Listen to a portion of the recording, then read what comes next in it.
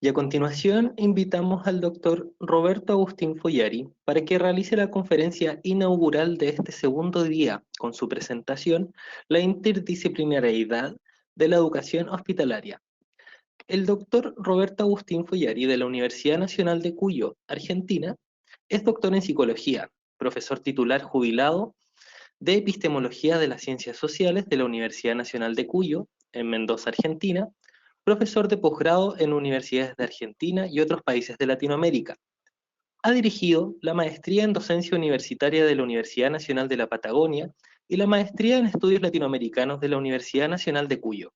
Autor de numerosos artículos sobre filosofía, epistemología y educación, y de libros como Interdisciplinariedad, Los avatares de la ideología, publicado en México, Modernidad y Posmodernidad, una óptica desde América Latina, Ocaso de la Escuela, Magisterio de Buenos Aires, Psicoanálisis y Sociedad, Crítica del Dispositivo Pedagógico, también en Buenos Aires, y La Selva Académica. Ha trabajado la problemática de la interdisciplina en diferentes artículos sucesivos. Por ejemplo, la interdisciplina revisitada, acerca de la interdisciplina, posibilidades y límites, interdisciplina, hibridación y diferencia, algunos rubros de su discusión actual en Latinoamérica, y también interdisciplina, sistemas e inconmensurabilidad, el salto a lo concreto. Doctor Roberto, el espacio es todo suyo.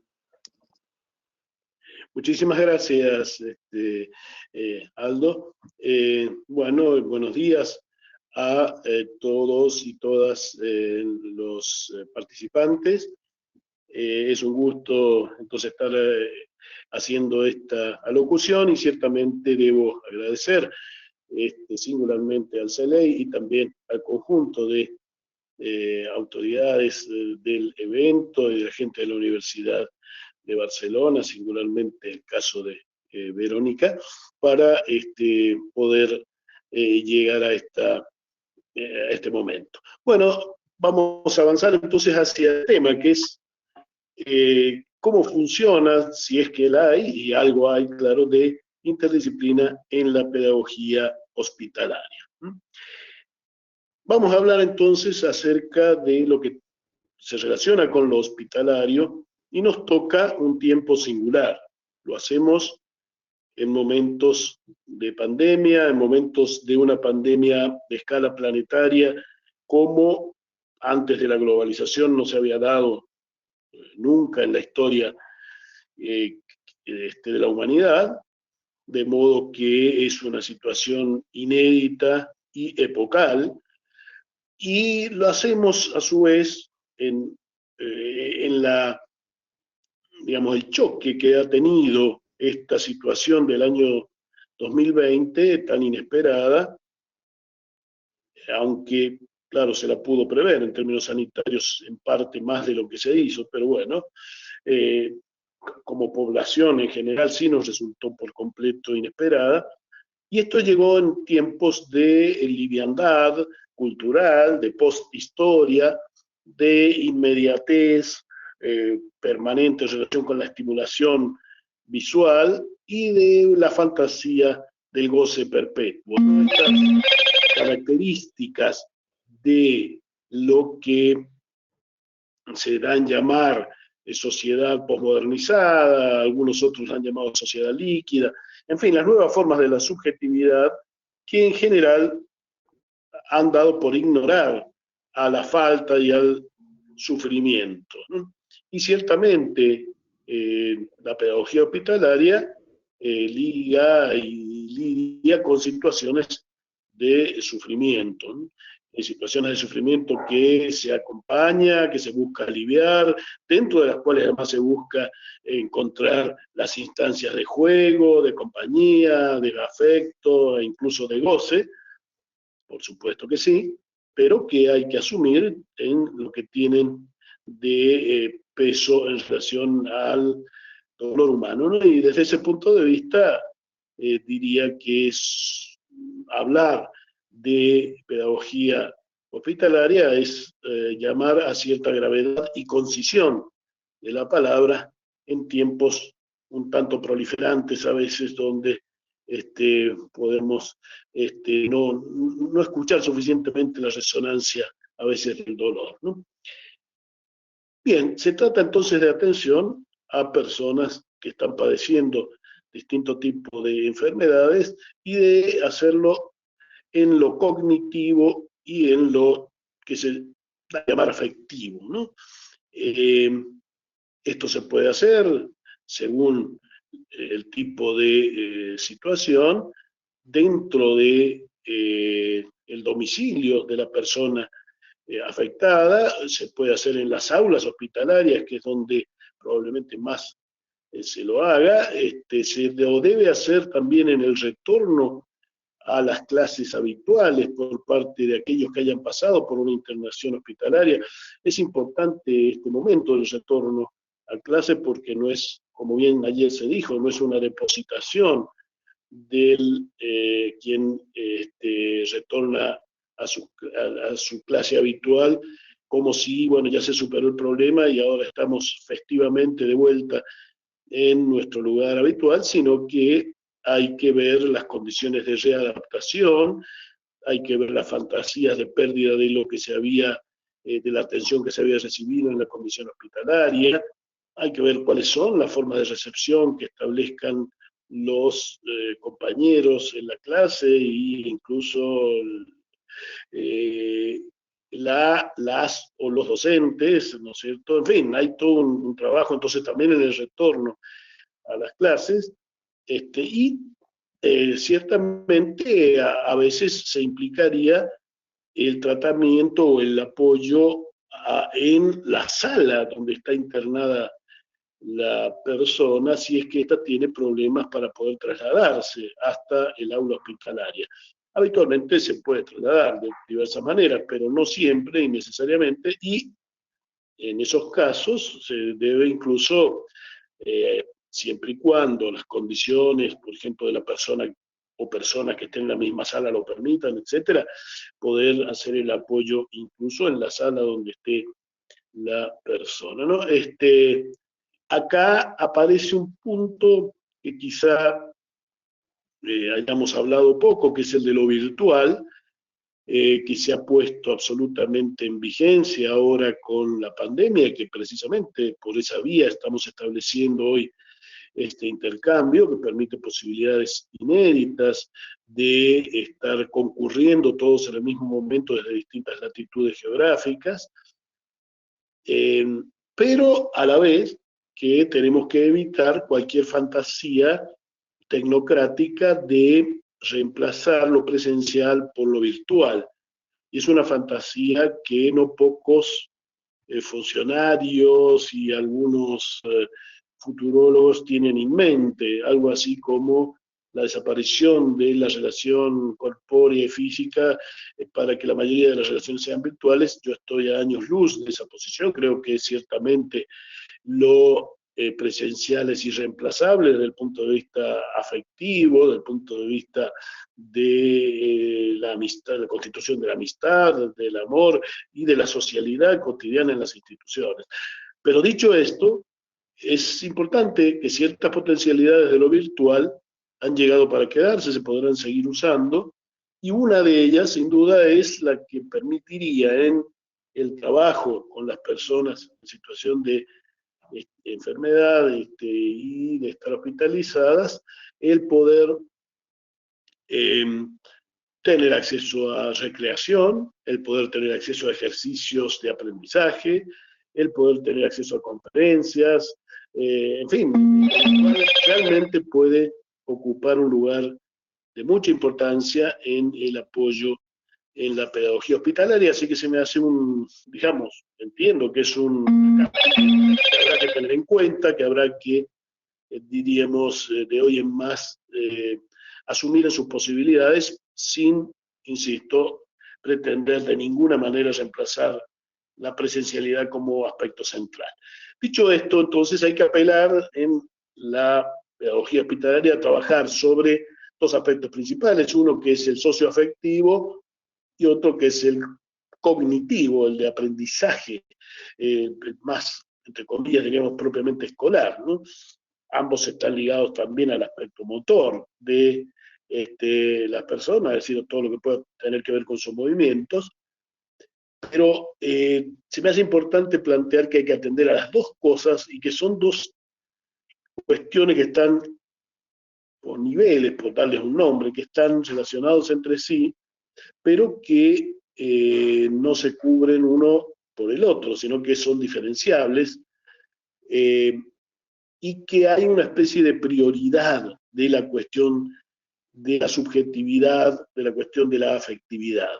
¿No? Si esta es la cuestión fundante, necesitamos un sujeto deseante, un sujeto que se sienta con contención afectiva, un sujeto que no esté abandonado y solo, un sujeto que pueda tener algún proyecto eh, o para el futuro, o si su enfermedad fuera muy extrema, por lo menos para sostener su vida en tanto esta permanezca, ¿no? Es decir, que si no hay tal cosa, si no está la subjetividad sostenida, el aprendizaje no puede funcionar o se darían de un modo absolutamente, diríamos, enfermizo, como puede suceder este, con esas series matemáticas de números que puede recordar algunas personas, por ejemplo, en condiciones de esquizofrenia, ¿no? Que tienen una memoria que pueden llegar casi a repetir una guía telefónica, ¿no? Pero que esto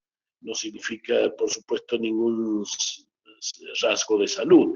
De modo tal, insisto, en que lo importante es la atención a la salud psíquica en primera instancia, y esto implica mucho el acompañamiento, el apoyo afectivo, y a su vez luego también lo que haga al aprendizaje, que no tiene que dejarse de lado. Lo primero es requisito de lo segundo, pero la cuestión del aprendizaje es central, si no, no estaríamos propiamente haciendo pedagogía, ¿no? Así que, de cualquier modo, no hay que confundir estos dos aspectos, los cuales llamé por dar un nombre niveles, son aspectos en realidad diferenciados del trabajo pedagógico en lo hospitalario, ¿no? Que, como dijimos, lo hospitalario es una forma de llamarlo, podría darse también en los domicilios de las personas cuando así corresponda, ¿no? Es importante marcar que sería importante en el equipo pedagógico, es decir, el equipo encargado de el apoyo pedagógico hospitalario, es tener a un psicólogo. Puede ser un psicopedagogo también, pero tendería incluso yo a privilegiar la posibilidad de un psicólogo por una cuestión, que es que esté claro que el sujeto es una cosa y el sujeto del aprendizaje es otra. Es decir, que sería muy malo que alguien pudiera aprender algunas cosas, pero estar mal desde el punto de vista personal del acompañamiento, de la afectividad, de encontrar un sentido a su situación, ¿no? Así que es muy importante que haya un apoyo psíquico, y esto requiere de una persona especializada, porque el afecto, lo sabemos de alguna manera, supongo, todos dar de algún modo, pero hay afectos que no son, que pueden ser mal planteados, que pueden producir dependencia. Es decir, para que el afecto sea aquel que mejor funciona, también la existencia de un especialista, un psicólogo, puede ayudar en ese sentido, ¿no? Así que eh, el aspecto psicológico es muy importante, y el aspecto entonces de apoyo propiamente pedagógico en cuanto al aprendizaje es el otro gran punto a trabajar, ¿no? Si la persona que está en internación puede ir al aula hospitalaria, trasladándose allí, por supuesto que es lo mejor. Allí hay probablemente otros niños o jóvenes, llegado el caso. Se puede entonces salir del encierro, de la sala de internación, se puede expandir el tiempo, ¿no? En el sentido de modificar el tedio que implica estar dentro de una sala de internación, ¿no? Así que el aula hospitalaria sin duda que es un buen sitio para el desarrollo de las actividades, ¿no? Diría entonces que hay como tres componentes básicos. Está el grupo encargado de las cuestiones de salud, que es el grupo propiamente, digamos, hospitalario en cuanto a la función habitual que se realiza con cualquier persona que esté internada en los hospitales, el grupo de salud. Está el grupo pedagógico o docente, que es el que debiera tener un psicólogo, como yo decía recién, o por lo menos un psicopedagogo que atienda también lo psicológico, y están los familiares, ¿no? Los familiares es muy importante que estén cuando están. Si no hay familiares, es muy importante el apoyo que se pueda hacer desde el punto de vista del acompañamiento y de lo afectivo por parte de, por ejemplo, voluntarios, como se señalaba ayer, de parte del grupo Inéditos, y una acción de universitarios realmente muy loable y muy útil, ¿no? Voluntarios. La cuestión es que hay problemas de coordinación, sin duda siempre, entre el grupo encargado de lo pedagógico y el encargado de las cuestiones propiamente de salud. Y en este último punto hay que admitir y entender que los hospitales son un lugar de alto grado de anonimia y abstracción del sujeto, donde uno pasa casi a ser un número. Uno entra en una clínica, y más aún en un hospital, que suelen ser más grandes, y entra en una especie de situación donde pierde muchas de sus cualidades personales. Uno deja de ser sujeto a veces para ser casi un número. Uno tiene muy poco grado de elección de lo que le ocurra. Aparecen personas distintas, médicos diferentes, en horarios diferentes, enfermeras o enfermeros diferentes. Es realmente una maquinaria que tiene mucho de aquello que Franz Kafka describía en sus novelas hace un siglo atrás. Es decir, uno entra en un mundo propiamente abstracto, ¿no? En el sentido de que se le escapa a uno totalmente su control. Y esto porque efectivamente el personal de salud tiene que atender a muchas personas.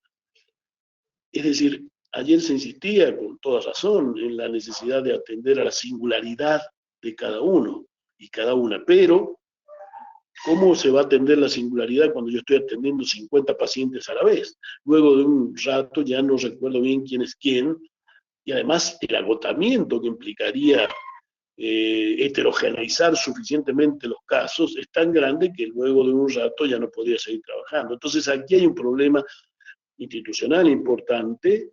Cuando se trata de establecimientos privados es la lógica de la ganancia la que rige. Cuando se trata del Estado es, digamos, el no aumento del gasto lo que rige. En todos los casos sucede que la cantidad de personal hace que el número de personas a ser atendidas por cada uno de los miembros de ese personal sea muy grande.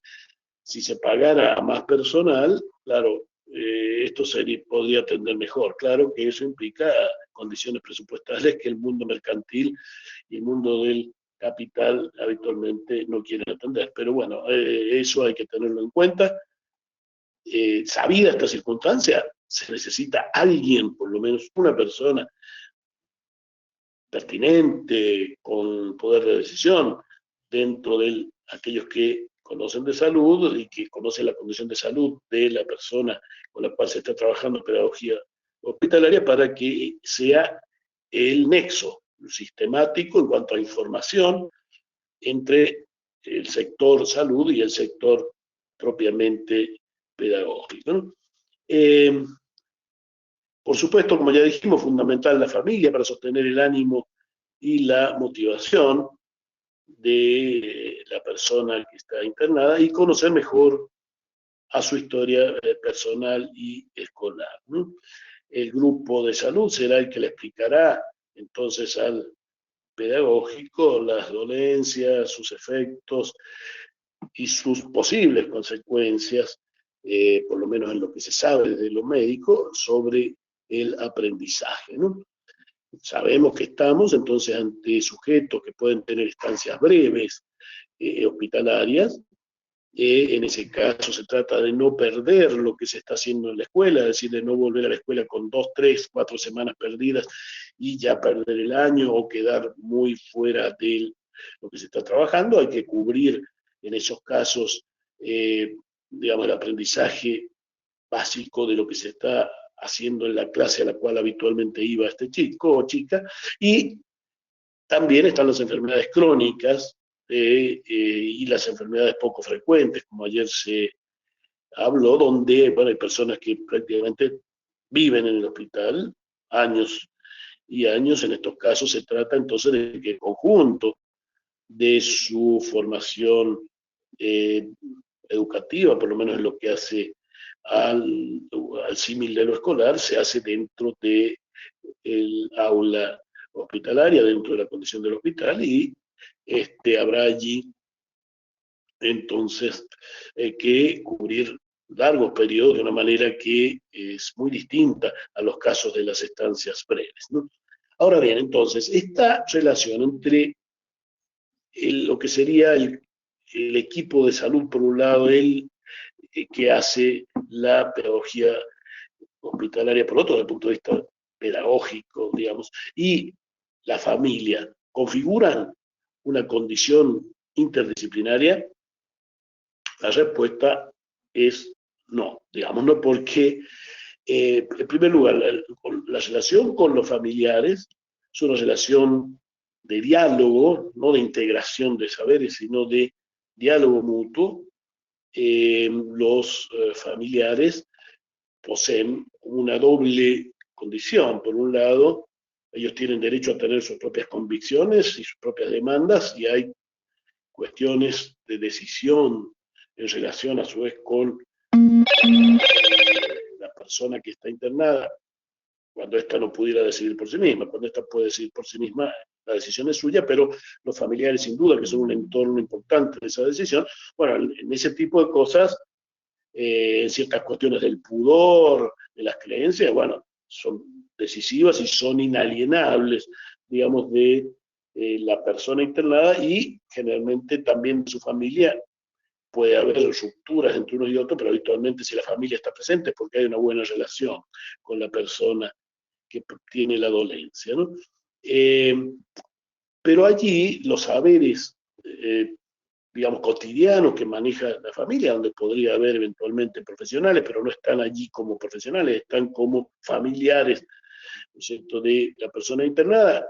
Su conocimiento, digamos, no es allí otro que el conocimiento personal que tienen acerca de su familiar. Por lo tanto, no hay una especie de conocimiento sistemático de su parte, y a su vez el conocimiento del personal pedagógico y el personal de salud tiene que ser retraducido a las formas de la conciencia inmediata, de la conversación común de cualquier habitante y ciudadano, ¿no? De modo tal de que se tiene que producir allí lo que algún autor de Sousa Santos alguna vez llamó doble ruptura epistemológica, es decir, en la ciencia hay una ruptura para romper con el sentido común y constituir el lenguaje científico, pero luego, cuando este lenguaje científico se pone en relación por vía profesional con los saberes cotidianos de las personas, tiene que saber decodificarse, es decir, tiene que saber decirse en un idioma que sea comprensible para el conjunto de las personas que están allí, ¿no? Esto es un esfuerzo importante, es algo no fácil de hacer.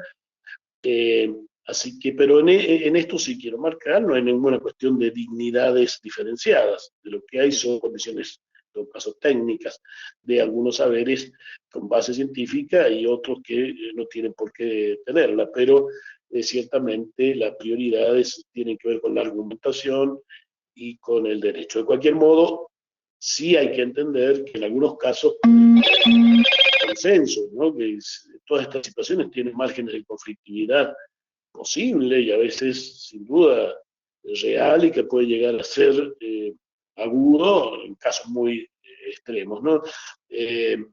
Habitualmente no es así, pero sí puede haber diferencias, es importante marcar entonces que no podemos imaginar una especie de armonía a priori, ¿no? De que todos se van a ir a llevar bien, ¿no? Más bien, sí, para el personal pedagógico o el de salud hay cuestiones que de los familiares que pudieran estar obstaculizando el trabajo, ya sea de salud o el trabajo pedagógico, habrá que convencer con razones suficientemente buenas y solo en el caso extremo de que se estuviese obstaculizando algo central para la vida y la salud del paciente, sí habría que tomar una decisión en situación de conflicto con los familiares. Esto también tiene que ver cómo se atiene a derecho en cada país según sus condiciones, pero estos serían casos totalmente excepcionales, ¿no?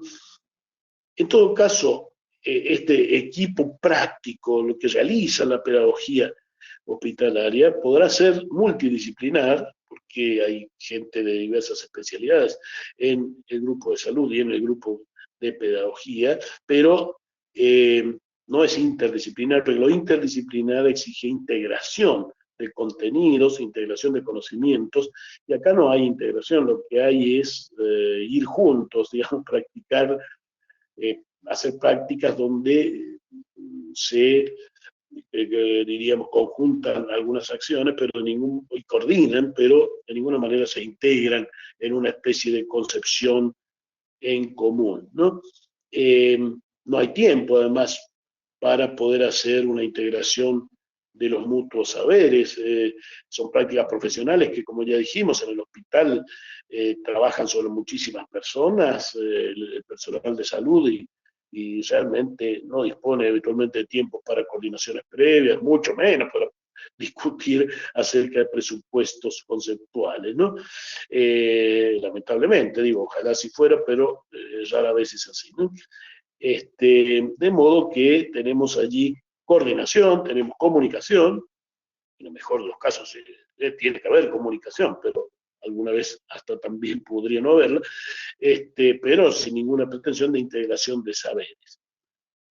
Y entonces, ¿hay algún lugar donde respecto de la pedagogía hospitalaria pueda haber esa integración, pueda haber márgenes efectivos de interdisciplina? Sí, la respuesta es que sí. ¿Dónde? En la investigación. Porque en verdad,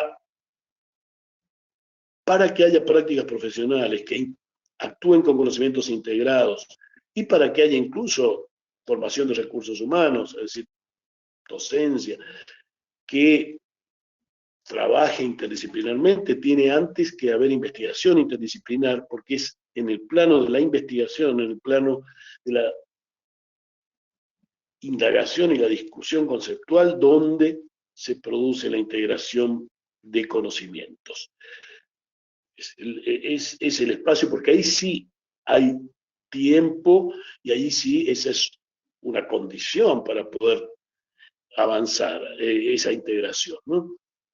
Se hace necesaria y no es nada fácil, eso sí, porque, a ver, la pedagogía en un sentido amplio, hay discusiones sobre el estatuto de la epistemológico de la pedagogía. Yo me he dedicado bastante a ese tema y ciertamente en la Argentina se discute si llamarlo ciencias de la educación o pedagogía, y aunque se llame pedagogía, está, digamos, afectado e incluye aspectos de diversas ciencias que tienen que ver con lo educativo, entre ellas la psicología, la antropología, la sociología. Es decir, que la pedagogía en algún sentido ya de por sí es ella multidisciplinar.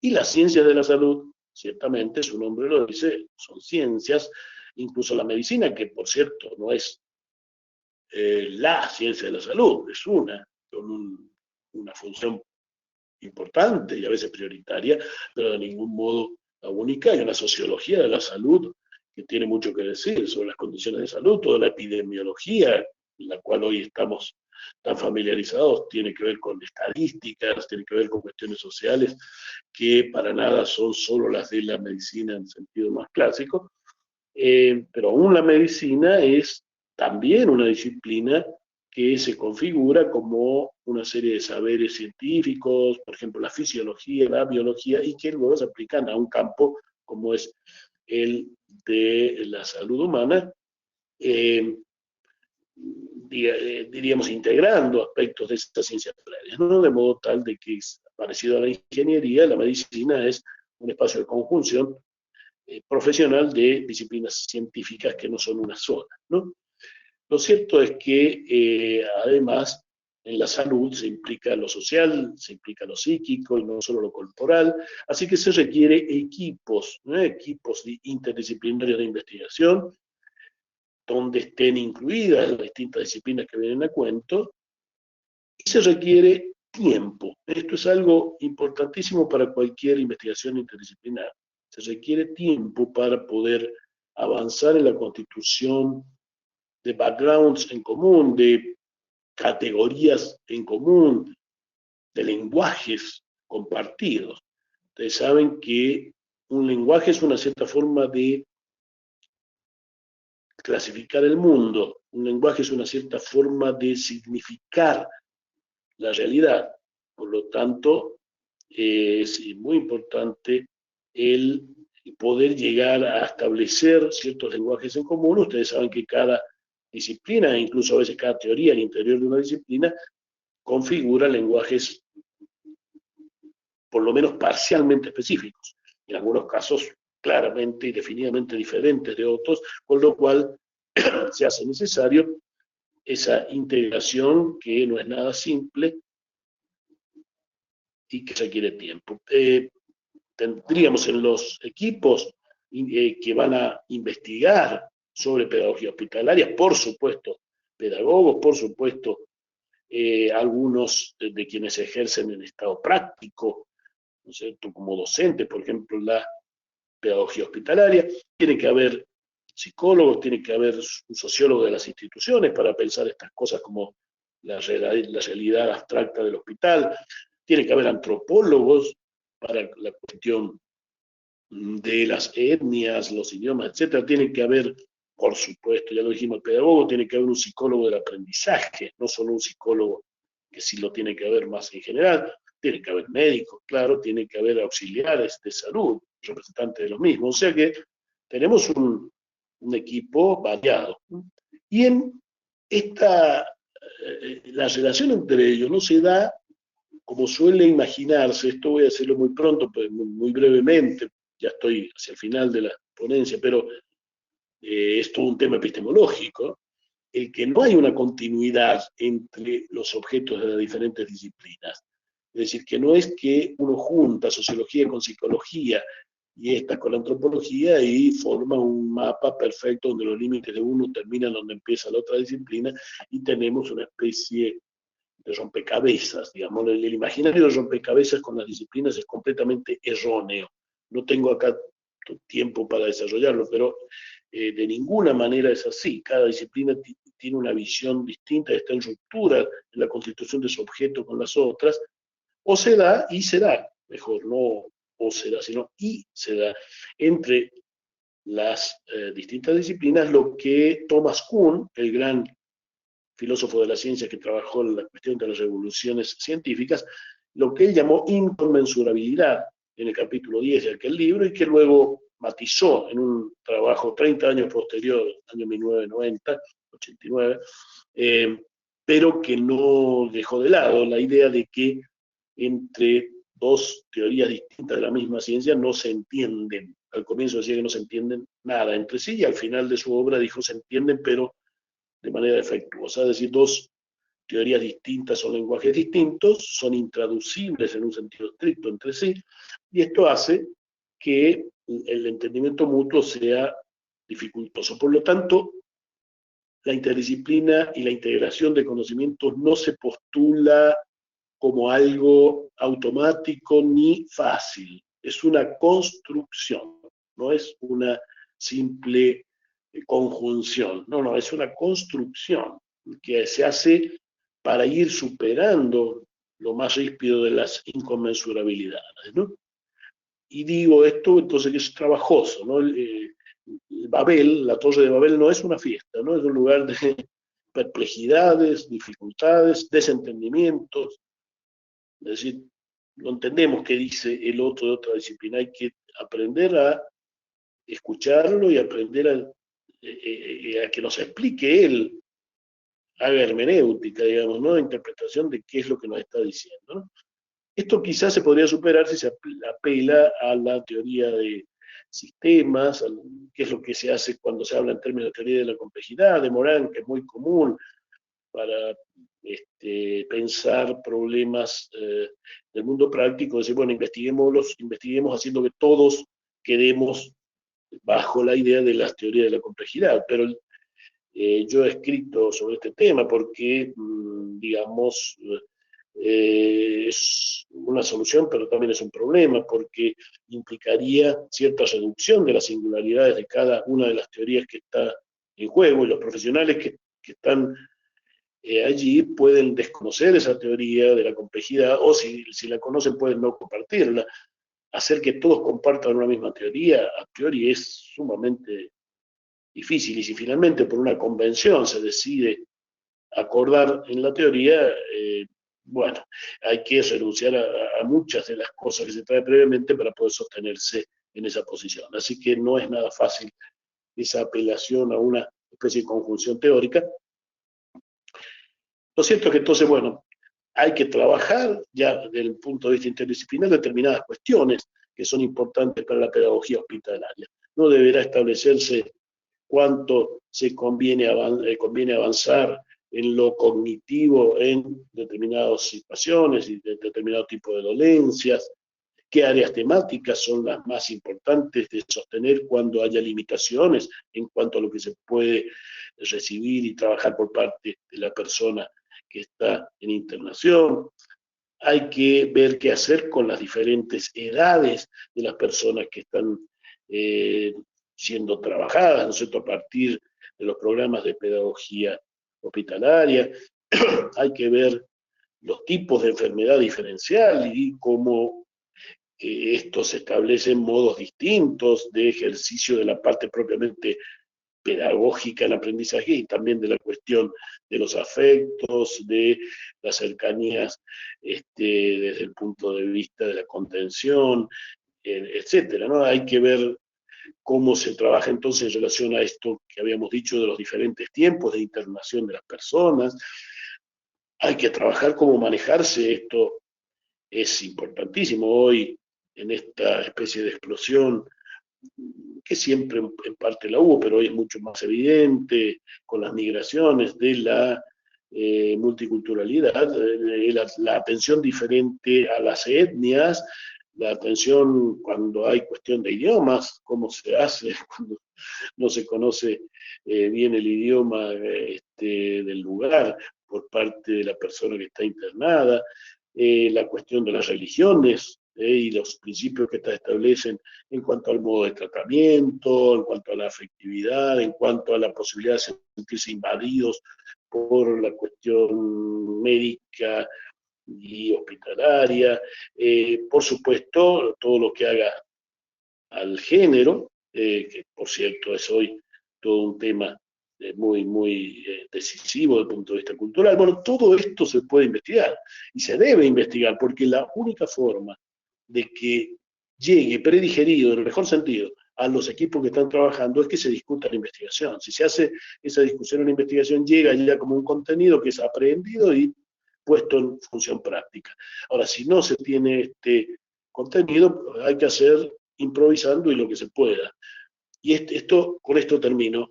Es muy importante entender una cuestión. Hay quien cree, y una lectura, creo yo, poco matizada del marxismo llegó a pensarlo así, no es, creo, culpa de esa teoría, sino de una cierta lectura de ella, que la teoría viene de la práctica, ¿no? Entonces, esto significa, a ver, esto dicho en un término muy amplio, es así, efectivamente, no hay teorías que surjan del aire, las teorías surgen de las condiciones históricas, de las prácticas de los seres humanos.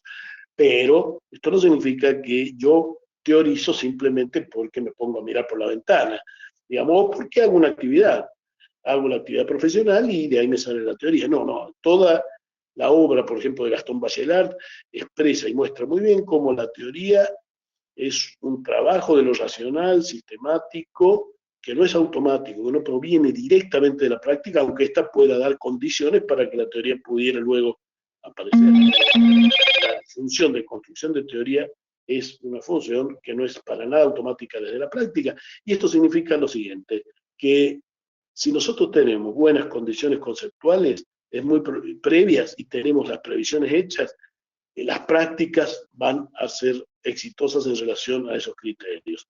Ahora, si no tenemos criterios previos bien construidos, y bueno, las prácticas van a ser azarosas, y desde ese punto de vista sus resultados pues, van a ser aleatorios y no ciertamente, o por lo menos guiados por ciertos sentidos comunes, que algo sin duda traen, que las prácticas profesionales proveen en parte, pero que no pueden tener ningún grado de, diríamos, de función asertórica, ¿no? Es decir, de poder decir esto es así y necesariamente así. O sea que entonces, primero la investigación en esto para que pueda haber las prácticas. Por supuesto, las prácticas, los hechos preceden a la investigación. Me estoy refiriendo a que la investigación tiene que dar luego lugar y concepto para orientar prácticas. Bueno, hasta acá entonces llego, agradezco mucho vuestra escucha y estoy dispuesto si hubiera alguna pregunta u observación.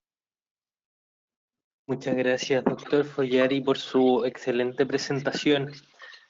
El chat del webinar está abierto para que dejen todas sus preguntas y puedan dirigirlas, o se abre el micrófono a quien quiera preguntar directamente.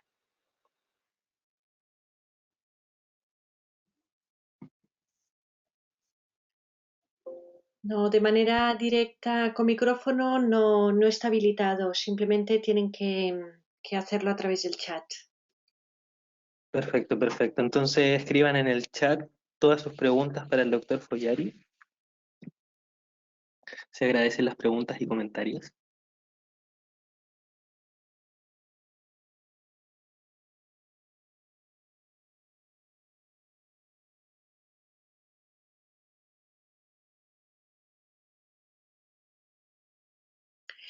Como no hay ninguna pregunta, me voy a dar el privilegio de poder hacerle una pregunta mientras se van escribiendo. Soy Verónica. Me gustaría que pudiera explicar o desde su punto de vista ha hablado de las diferentes concepciones, ¿no? Del concepto de pedagogía como tal. Pero el propio concepto es pedagogía hospitalaria, ¿no?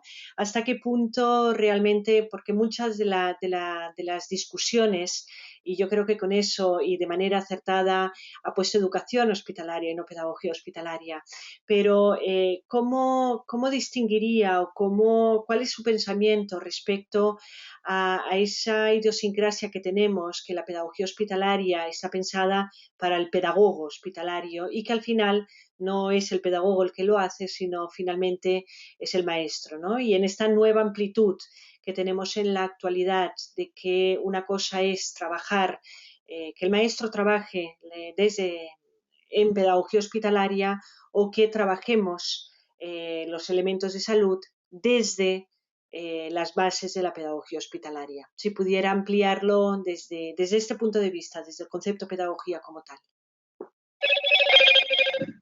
Sí, como no, Viviana, te agradezco la pregunta.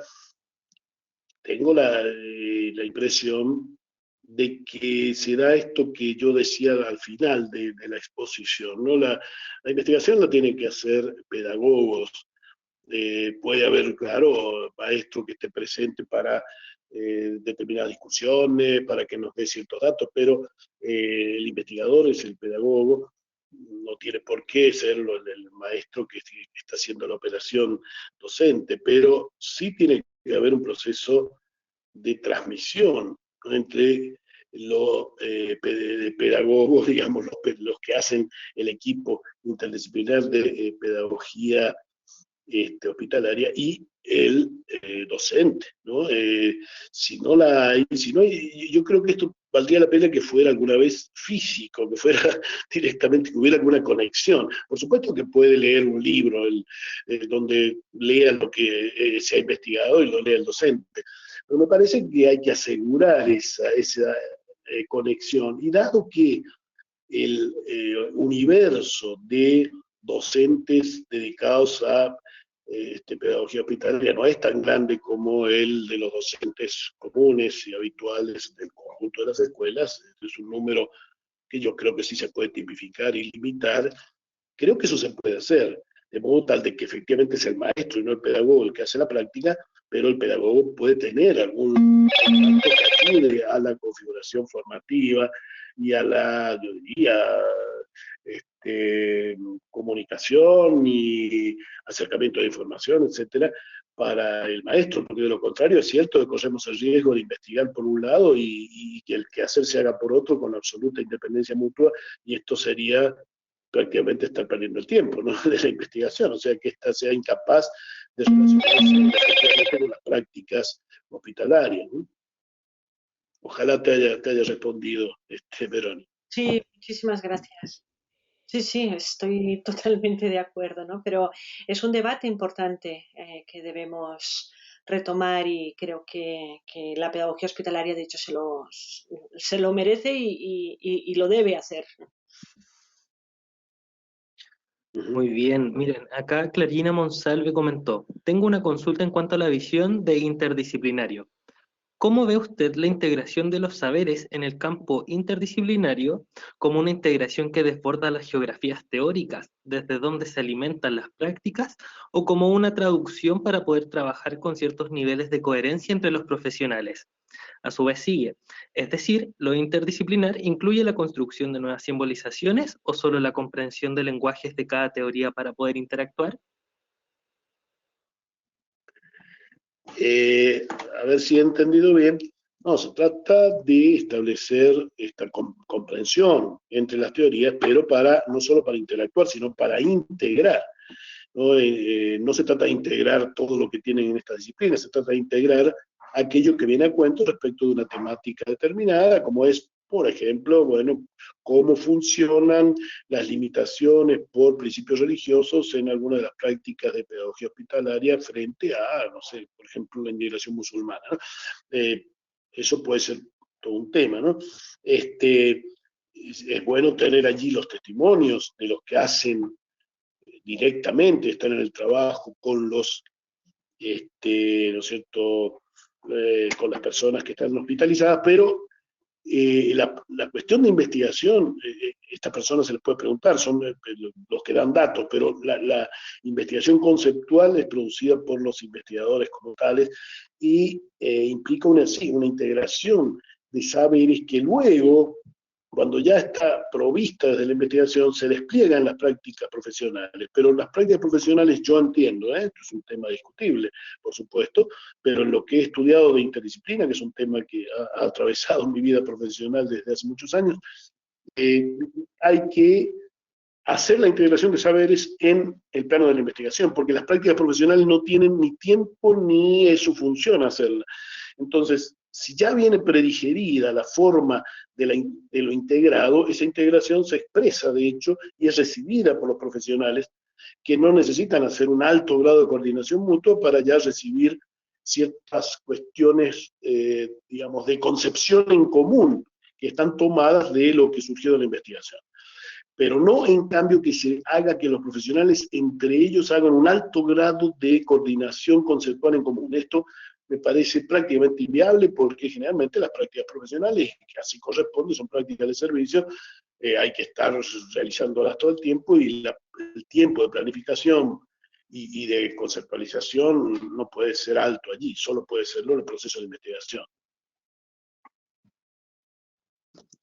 Muy bien, muchas gracias por su respuesta, doctor. ¿Alguna otra pregunta para finalizar? Para que la dejen en el chat.